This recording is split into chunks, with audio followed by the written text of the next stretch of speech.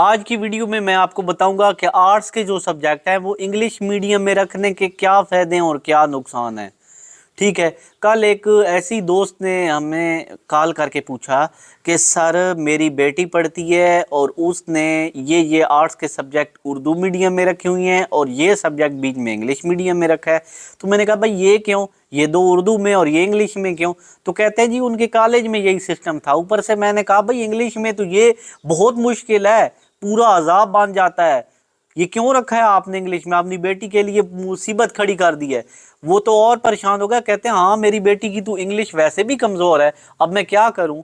मैंने कहा भाई जब आप का एडमिशन फार्म फिल होता है तो उसमें लिखा होता है कि कौन कौन से मज़ामीन आप इंग्लिश में अटैम्प्ट करना चाहते हैं, कौन से उर्दू में अटैम्प्ट करना चाहते हैं। तो इसका काम था ना वहाँ जाके जब फार्म फिलिंग आती तो वहाँ बता देते कि भाई मैं तो ये इंग्लिश में नहीं पढ़ सकती, मैं तो ये उर्दू में अटैम्प्ट करती हूँ। तो जब भी आप कॉलेज में दाखिला लें, एफए के जितने सब्जेक्ट हैं कोशिश करें उनको उर्दू में रखें। हाँ, जिन बच्चों की बचपन में जो अंग्रेजी स्कूलों में बड़े होके पढ़ते आए हैं उनके लिए ये मसला होता है कि उनके लिए उर्दू बड़ी मुश्किल होती है, ना उनको उर्दू सही बोलना आती है, ना पढ़ना आती है, ना लिखना आती है। खास तौर पे लिखना बड़ा अजाब है, बोल तो फिर भी माहौल में लेते हैं। तो उन बच्चों के लिए मेरी नसीहत ये है, अगर उनकी इंग्लिश अच्छी है तो वो फिर ये सब्जेक्ट तब इंग्लिश में रखें। लेकिन पाकिस्तान की 75% आबादी देहातों में रहती है, तो ज़रूरी नहीं है कि आप खुद को मुश्किल में डालें और इसको इंग्लिश मीडियम में रखें। अपने लिए आप मुसीबत ना पालें। ठीक है, उम्मीद है आपको आज की वीडियो पसंद आई होगी।